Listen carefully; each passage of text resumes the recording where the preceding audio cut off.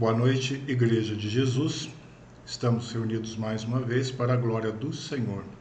Vamos invocar a presença do nosso Mestre neste momento. Senhor, muito obrigado pela Tua graça, pelo Teu amor. Nós te adoramos, te invocamos nesta noite, porque Tu és o único Deus vivo, verdadeiro, soberano e excelso, digno de toda adoração. Por isso a Tua Igreja se reúne, se curvando diante da Tua augusta presença. Sê conosco, Senhor, nos ajude, precisamos do Senhor. Nós oramos em nome de Jesus. Amém. Irmãos e irmãs, louvado o Senhor por estarmos na sua presença. Vamos fazer uma primeira leitura em Filipenses, capítulo 4, dos versículos 1 a 7. Filipenses 4, de 1 a 7. O texto nos diz assim: Portanto, meus irmãos amados e muito saudosos, minha alegria e coroa, sim, amados, permanecei deste modo firmes no Senhor. Rogo a Evódia e rogo a Sintique que pensem concordemente no Senhor. A ti, fiel companheiro de jugo, também peço que as auxilies, pois juntas se esforçaram comigo no Evangelho. Também com Clemente e com os demais cooperadores meus, cujos nomes se encontram no livro da vida. Alegrai-vos sempre no Senhor. Outra vez digo, alegrai-vos. Seja a vossa moderação conhecida de todos os homens. Perto está o Senhor. Não andeis ansiosos de coisa alguma. Em tudo, porém, sejam conhecidas diante de Deus as vossas petições, pela oração e pela súplica, com ações de graças. E a paz de Deus, que excede todo o entendimento, guardará o vosso coração e a vossa mente em Cristo Jesus. Texto abençoado da palavra do Senhor, que nos fala que o Senhor está perto, perto está o Senhor. Que maravilha, irmãos e irmãs, nós recebemos essa promessa do Senhor. E também os últimos versículos lidos que nos informam acerca de que podemos abandonar a ansiedade, nos curvarmos diante do Senhor com petições, oração e súplica, ações de graça. E a consequência disso está no versículo 7. A partir do momento que adoramos, entregamos, confiamos, a paz de Deus invade a nossa vida, essa paz que excede todo o entendimento. Nessa perspectiva, nós oraremos, clamaremos ao Senhor, como temos o costume de fazer silenciosamente. Entregue sua família, as enfermidades, os irmãos doentes, a igreja missionária, irmãos presos, todos os sofredores, aqueles que precisam de algum tipo de graça do Senhor na sua família, na sua vida, quantos desempregados, desenganados. Oremos, entreguemos no altar do Pai nossas ansiedades, como lemos aqui no versículo 6. Também glorifiquemos ao Senhor pela salvação e por tantas bênçãos recebidas. Oremos.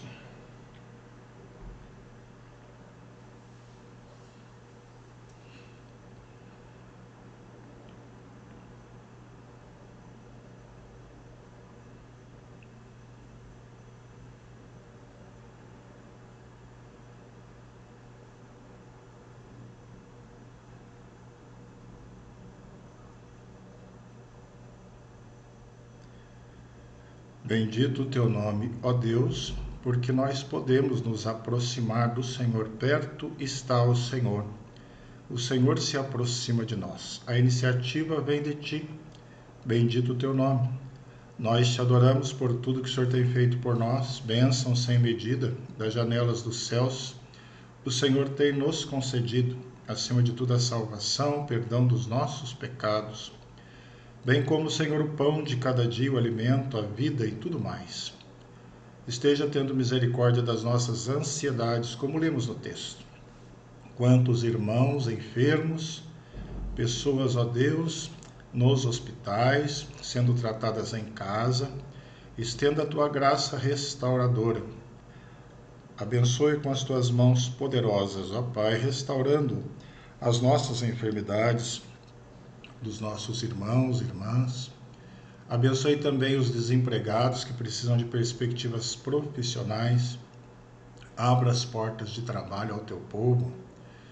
Ordena graça aos estudantes, crianças e jovens das escolas, ó Deus, com inteligência nos concursos e provas, dê a tua bênção. Também entregamos no teu altar os nossos irmãos sofridos, perseguidos pelo teu evangelho. Missionários e servos presos do Senhor, tenha misericórdia. Esteja restaurando estas vidas, libertando, fortalecendo a obra missionária neste mundo, abençoando a vida, Senhor Deus, desses familiares, as vidas envolvidas nas missões.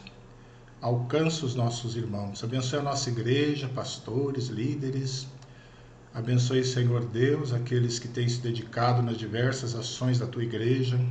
Fortaleça estas vidas com a tua graça, com a tua luz, e esteja tomando nas tuas mãos nossas esperanças, expectativas, sonhos, porque o Senhor é aquele que estabelece os desígnios dos nossos corações, e nós bendizemos o teu nome por isso.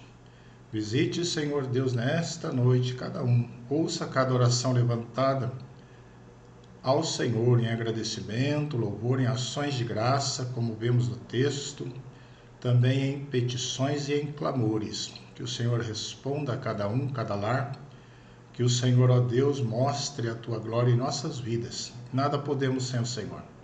Precisamos totalmente de ti. Nos ajude, nos responda e seja glorificado o teu nome, em nome de Jesus. Amém. Igreja de Cristo. Vamos abrir agora num segundo texto que se encontra em Marcos, capítulo 5. Marcos, capítulo 5. Vamos ler esse texto de 1 a 20. Marcos 5, de 1 a 20. Um texto conhecido da palavra, que nos diz assim: Entre mentes chegaram à outra margem do mar, a terra dos Gerazenos. Ao desembarcar, logo veio dos sepulcros ao seu encontro um homem possesso de espírito imundo, o qual vivia nos sepulcros, e nem mesmo com cadeias alguém podia prendê-lo, porque, tendo sido muitas vezes preso com grilhões e cadeias, as cadeias foram quebradas por ele e os grilhões despedaçados, e ninguém podia subjugá-lo. Andava sempre, de noite e de dia, clamando por entre os sepulcros e pelos montes, ferindo-se com pedras. Quando de longe viu Jesus, correu e o adorou, exclamando com alta voz: Que tenho eu contigo, Jesus, filho do Deus Altíssimo? Conjuro-te por Deus que não me atormentes. Porque Jesus lhe dissera: Espírito imundo, sai deste homem. E perguntou-lhe: Qual é o teu nome? Respondeu ele: Legião é o meu nome, porque somos muitos. E rogou-lhe encarecidamente que os não mandasse para fora do país. Ora, pastava ali, pelo monte, uma grande manada de porcos. E os espíritos imundos rogaram a Jesus, dizendo: Manda-nos para os porcos, para que entremos neles. Jesus o permitiu. Então, saindo os espíritos imundos, entraram nos porcos. E a manada, que era cerca de 2.000, precipitou-se despenhadeiro abaixo, para dentro do mar, onde se afogaram. Os porqueiros fugiram e anunciaram na cidade e pelos campos. Então saiu o povo para ver o que sucedera. Indo ter com Jesus, vieram endemoniado viram o endemoniado, o que tivera a legião, assentado, vestido, em perfeito juízo, e temeram. Os que haviam presenciado os fatos contaram-lhes o que aconteceram ao endemoniado e acerca dos porcos, e entraram a rogar-lhe que se retirasse da terra deles. Ao entrar Jesus no barco, suplicava-lhe o que fora endemoniado que o deixasse estar com ele. Jesus, porém, não lhe o permitiu, mas ordenou-lhe: vai para a tua casa, para os teus, anuncia-lhes tudo o que o Senhor te fez e como teve compaixão de ti. Então ele foi e começou a proclamar em Decápolis tudo o que Jesus lhe fizera, e todos se admiravam. Até aqui. Vamos orar mais uma vez. Bendito o teu nome, ó Pai, pela tua palavra viva e verdadeira. Que teu Espírito Santo nos ajude, nos abençoe, nos dê a tua luz, a tua direção. Nós precisamos de ti para entendermos as tuas verdades. Perdoa os nossos pecados, nos lave, nos purifique e nos ajude, ó Espírito Santo de Deus. Nós clamamos em nome de Jesus. Amém. Querida igreja, todos nós passamos por momentos de alívio na vida. Situações especiais que não esquecemos nunca mais. Dentre elas, vivenciamos tantas e nos lembramos. Talvez alguém especial nestes momentos cruzou o nosso caminho. Quem sabe um dia em que o carro teve um problema ou uma situação qualquer na sua vida, uma ocasião em que você estava desesperado. Nesses momentos, o alívio é realmente indescritível. Falamos que foi um anjo mandado em nosso socorro, costumamos dizer isso. Temos aqui, neste texto, uma história um tanto alinhada com isso. Jesus foi deliberadamente àquele território pagão. Assim, ele entra na região gentia chamada Decápolis. Era uma associação de 10 cidades-estados gregas. O livro de Mateus trata como terra dos Gadarenos. Marcos e Lucas anotam como terra dos Gerazenos. As cidades ficavam do outro lado do mar da Galileia. Qual a razão levou Jesus a se deslocar para esse lugar? Lá na fronteira da Galileia, um ambiente 100% pagão. Isso fica patente pela presença da manada de porcos. Os judeus não criavam porcos, porque eram considerados imundos. Havia uma proibição expressa pelo Código Mosaico. Então, por que Jesus se dirigiu para aquele lugar como alguém especial em socorro de um desesperado, como dissemos no início? Tantos quilômetros afastados, e lá se foi Jesus. E ele estava longe ali do seu ministério habitual. Jesus se deslocou para aquele lugar. O fato, irmãos e irmãs, é que havia alguém lá precisando de ajuda. E mesmo estando muito distante, Cristo viu a sua dor, a dor daquele homem. O mestre sabia que era o único capaz de executar aquela obra. Existe uma informação profunda em Marcos e Lucas. O homem rogou a Jesus que o deixasse estar com ele. Após a sua libertação, ele clamou a Jesus para que Jesus o deixasse estar com ele. Era o que ele mais queria, estar com o seu Salvador. Em seu registro, Lucas também traz um detalhe relevante. Ele nos diz: havia muito, aquele homem padecia naquele sofrimento. Havia muito, aquele homem padecia naquele sofrimento. E nós iremos pegar esses dois eixos, no qual o homem queria tanto estar com Jesus. e também porque ele padecia muito naquele sofrimento. E trabalharmos sobre o seguinte tema nesta noite: por que ele queria tanto estar com Jesus? Pensemos nesta final de ano, mudança para o ano seguinte. Apliquemos essa mensagem em nossas vidas, projetos, nossa relação com o Senhor. Por que ele queria tanto estar com Jesus? Sabe, irmãos, ele padecia tanto naquele sofrimento e ele queria estar tanto com Jesus, porque havia muito ele vivia nos sepulcros. É o que nos diz o versículo 3, o qual vivia nos sepulcros. Primeiramente, nós podemos refletir sobre a vida. Quem não gosta de viver, quem não gosta de existir, a vida é boa.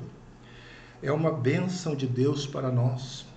Salomão nos oferece alguns conselhos sobre isso, e ele nos diz em Eclesiastes: nada há melhor do que levar vida regalada, deliciosa, que agrada, vida deleitosa. É cinismo afirmar que isso não é bom, que isso não é desejável. Muitas pessoas felizes estão agora presentes nessa reunião, louvado seja o Senhor. São fisionomias e comportamentos que expressam essa vida alegre na presença do Senhor. Que bom! Não há nada de errado nisso.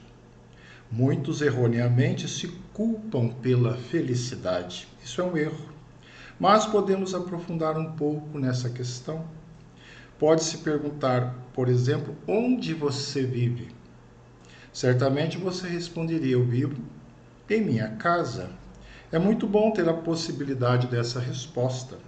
Muitas vezes não dimensionamos esse benefício do Senhor à nossa casa, vivermos ali, a graça divina de possuirmos um lar para habitar. Mas voltemos à realidade daquele pobre homem. Ele estava separado de sua aldeia e de sua família. Porém, não vivia no mato, não vivia na rua ou numa caverna. Os textos bíblicos deixam claro o seu endereço. Lucas destaca que nem habitava em casa alguma. E no versículo 2 ele diz: ao Jesus desembarcar, logo veio dos sepulcros. Ele veio dos sepulcros, umas cavernas que existiam à beira do lago, uns locais ali específicos de sepultura, não uma caverna comum, mas que serviam de sepulturas à beira do lago. Era este o local indigno e humilhante, o reduto daquele homem. O infeliz vivia num lugar caracterizado pela morte. Isso é uma evidência muito segura de loucura, de problemas sérios espirituais. Apenas pessoas perturbadas cultivam esse desejo, manter sua existência em meio ao apodrecimento de sepulturas. Porém, irmãos e irmãs, um homem veio de longe em seu resgate. Jesus veio de longe em seu resgate. E Jesus lhe disse: vai para a tua casa. Que lindo isso! Sai da sepultura. Vai para a tua casa. Volta para a tua casa. Nós temos isso no texto. Por que ele queria tanto estar com Jesus? Senhor, deixe-me ir contigo. Porque, conforme nós vimos, ele padecia muito naquele sofrimento. E dentre esse padecimento nós temos que ele vivia nos sepulcros. Que triste. Mas podemos continuar meditando. E ele queria tanto estar com Jesus, porque havia muito. Ele andava de noite e de dia. O texto no versículo 5 nos informa: andava sempre de noite e de dia. A possessão demoníaca tomava muitas formas.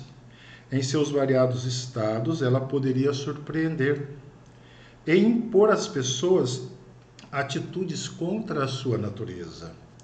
O texto diz algo impressionante: ele andava sempre, andava sempre. Pense por um instante nessa situação, na situação desse homem.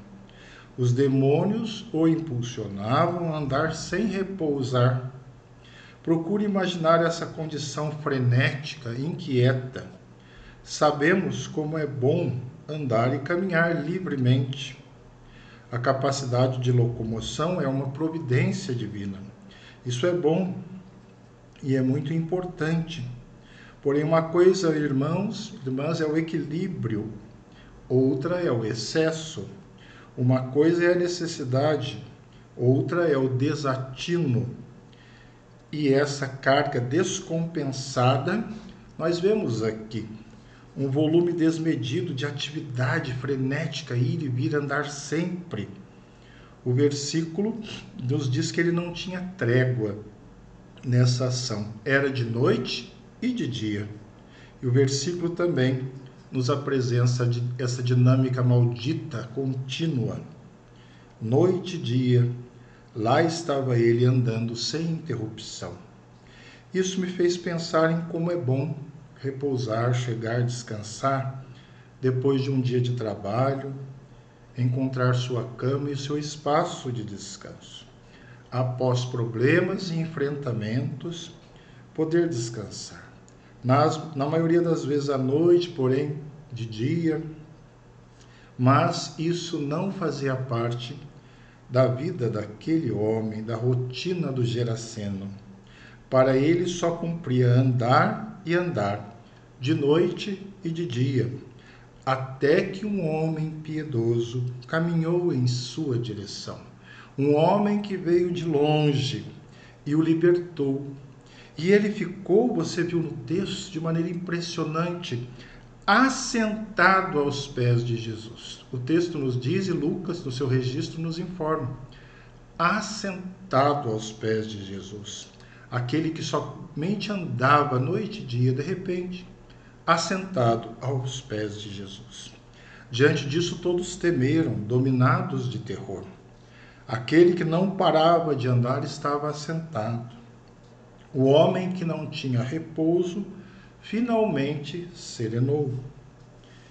Por que ele queria tanto estar com Jesus? Por quê? Senhor, deixa-me estar contigo. Porque ele padecia muito naquele sofrimento. E dentre os tipos de sofrimento, ele andava noite e dia sem parar, numa vida de tormentos. Por isso ele queria tanto estar com Jesus.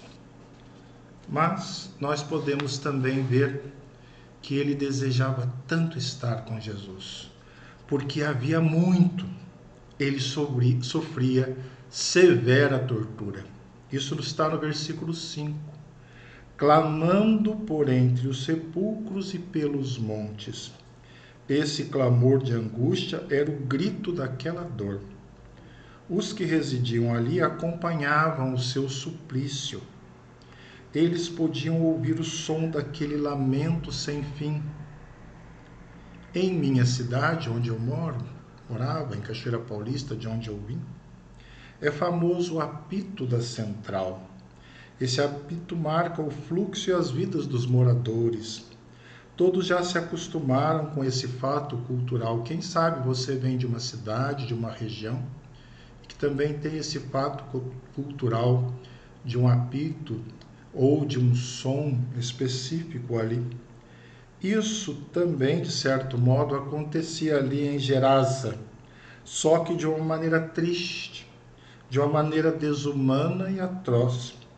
Todo dia, sem parar, o homem bradava o seu fardo bem alto, por entre os sepulcros e pelos montes, cravando no tempo e no espaço todas as suas lesões. Não é difícil compreender que não era para menos.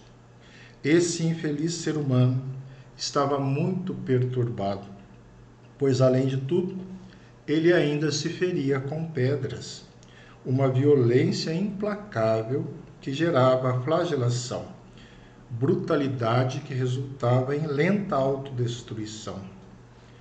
Podemos frisar aqui, irmãos e irmãs, a importância de se ter paz. Existem aqueles que dizem que este é um grande bem. Afirmam que nada é melhor do que se viver em paz. De fato, Nós sabemos que essa graça é algo valioso. No primeiro texto que lemos, nós vimos em Filipenses, e a paz de Deus que excede todo o entendimento. A experiência confortante dos que estão em Cristo.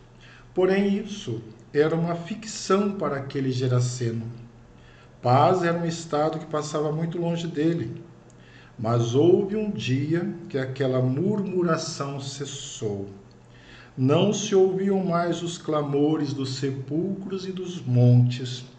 Talvez muitos que estavam ali acostumados com aquele barulho, como dos sons que temos nas nossas cidades, e ali aquele som ecoava, muitos disseram: onde está o grito de dor do homem do sepulcro? Mas os sepulcros silenciaram. Por quê? Porque um homem passou por ali e libertou aquele prisioneiro. Porque ele queria tanto estar com Jesus. Porque há muito ele padecia naquele sofrimento, e dentre esses sofrimentos ele sofria severa tortura. Severa tortura.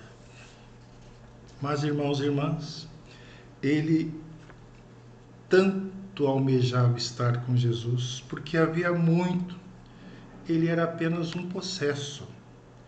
No versículo 2 nós lemos: logo veio um homem possesso de demônios.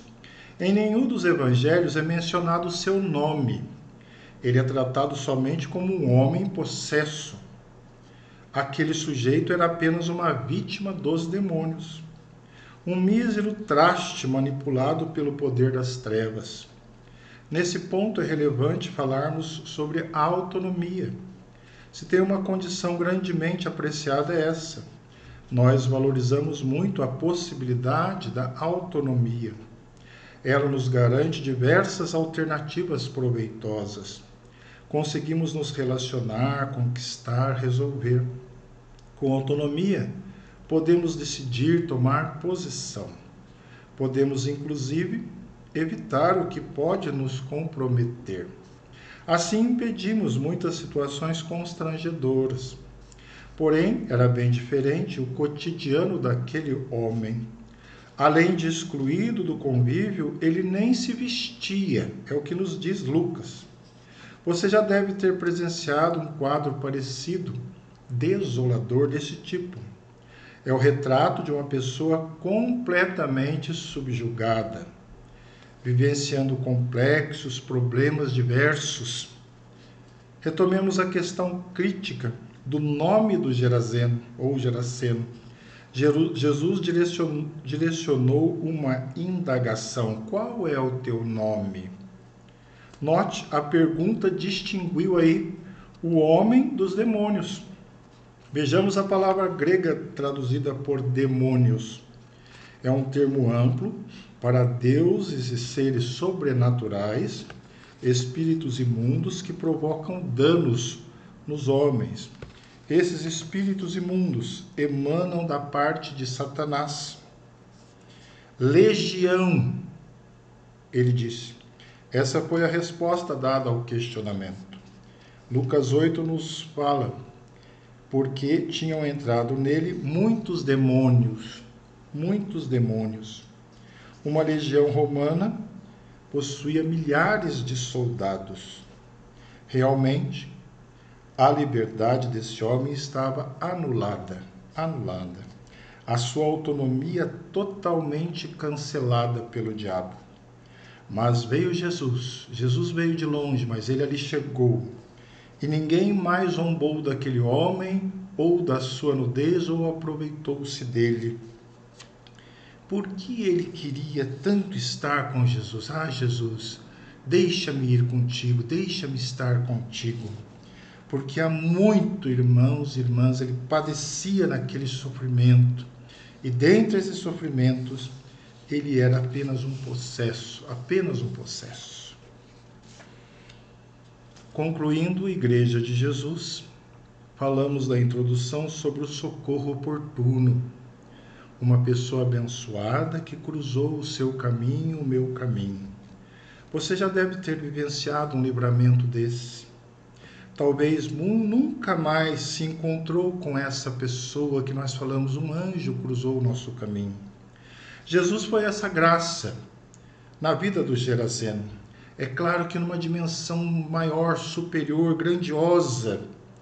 E foi tamanha a redenção que ele não cabia em si e suplicou o seu desejo, queria estar com Jesus.